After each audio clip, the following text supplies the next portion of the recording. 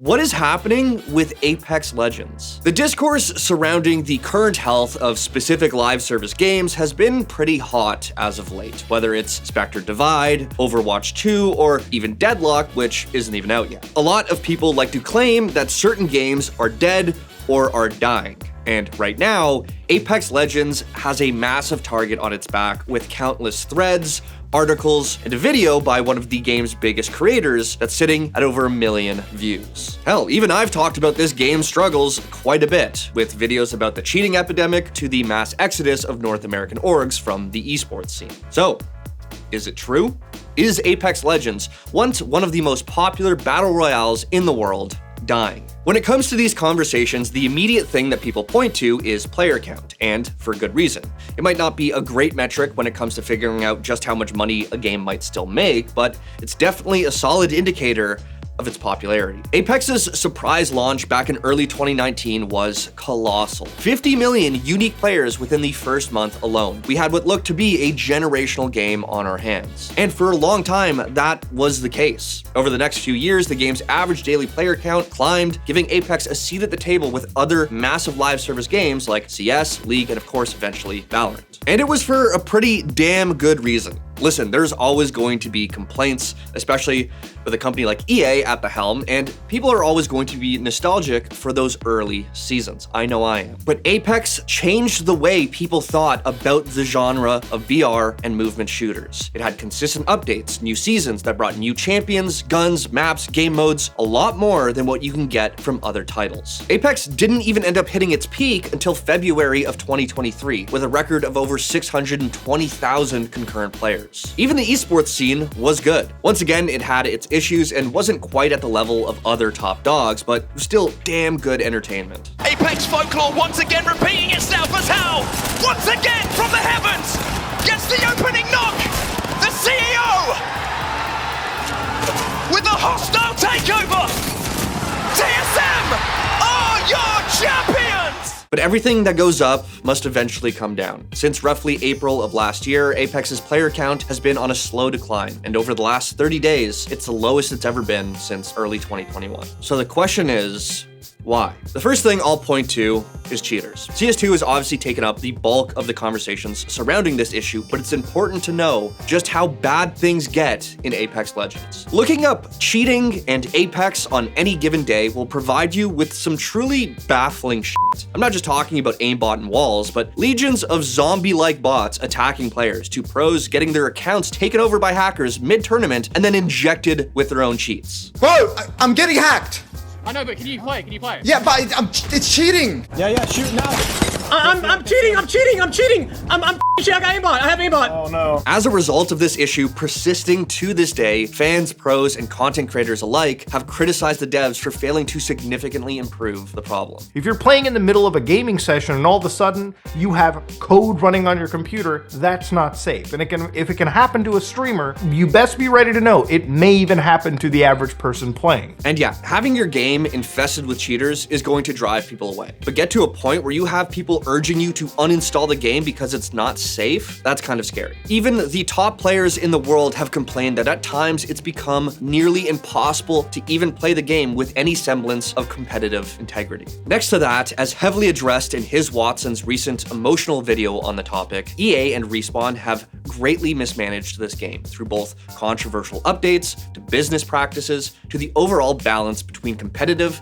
and casual play. As a result, his Watson and other big creators like him have claimed that they will not be as active in this game going forward in 2025, which I shouldn't have to explain to you is not good. When it comes to the bad business practices, there are a lot, but two major examples that I can think of in recent memory. Over a year ago, there was a mass exodus of orgs from the competitive scene, and a lot of that had to do with EA and the organizations themselves failing to reach an agreement on revenue share. EA has long been criticized for not doing enough to actually support the orgs. Example, providing them with opportunities to actually make money. Luckily though, this exact thing was going to happen in Apex Legends. Last year, it was was rumored that a revenue-sharing program was in the works where select orgs would make money off of team skins. However, according to multiple sources, EA denied the 50-50 revenue split teams were asking for, and instead would only offer a one-time flat licensing fee of $60,000. Counter negotiations went nowhere, and eventually EA scrapped the entire idea completely. Additionally, through 2024, there were countless complaints about the lackluster content being added to Apex. Aside from the battle passes and updates themselves just not really being all that worthwhile,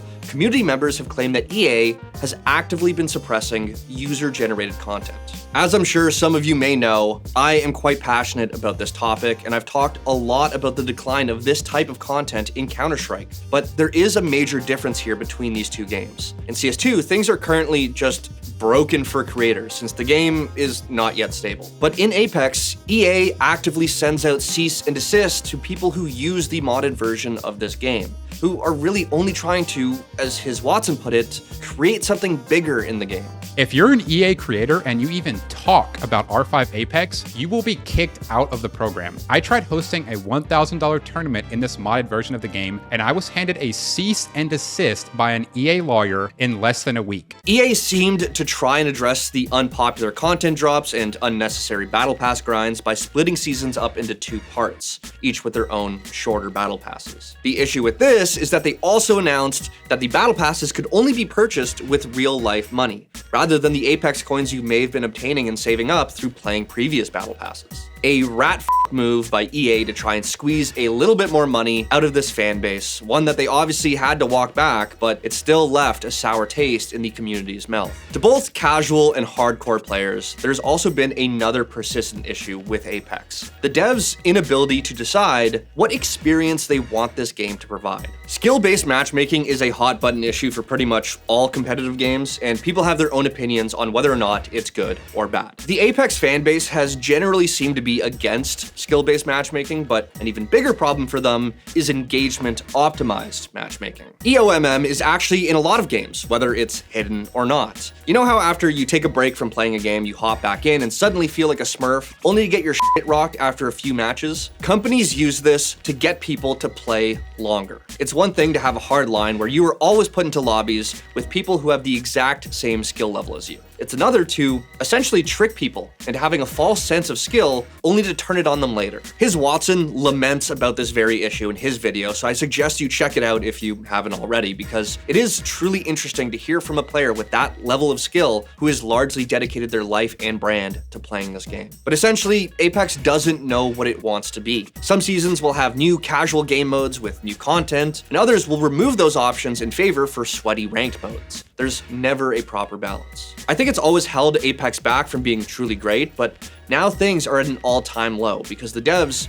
are doing neither. Apex doesn't feel competitive for the top players, and there's no worthwhile content to be seen for the casual audience. It's in the worst state it's ever been. We're currently in the part of the cycle where the game is just absolutely not competitive in the slightest. Pro teams are dropping 40-kill games consistently, and everyone is getting their participation awards for ranked. Combine all this with patches and updates that just break the way the game feels, and you now have the current state of Apex Legends, and a player count that has hemorrhaged over 30,000 daily concurrent players in less than a year. So, does this mean that the game is dying?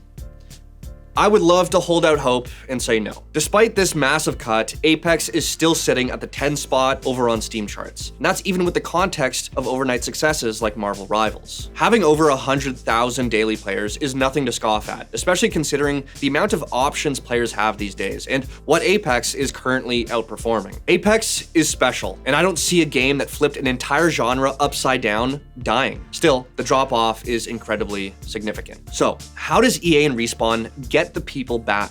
Most games aren't meant to last forever. It's just a reality, and that's true even with live service games. Popularity will just ebb and flow. But certain games, like Counter-Strike and League, have that special sauce that keeps the player count in the millions. Apex will never be that, and likely never was supposed to. But to get things back to where they need to be, They need to do something big. Listen, I don't think a CSGO to CS2 level change is in the cards. EA has made it clear that they aren't looking to do that with Apex. And yeah, slapping a 2 on your game has mixed results. But with all the options gamers have these days, it feels like Apex has stagnated. And I don't think that EA can simply fix this by listening to the community. They don't need to just get back the hardcore players. They need to get back everyone. Content, competitive integrity, balance, these things are important to a healthy game. But I believe that Apex needs to figure out how they can provide something to gamers that they can't get anywhere else. And they did it once before, so who says they can't do it again? I think summer was the last time I played.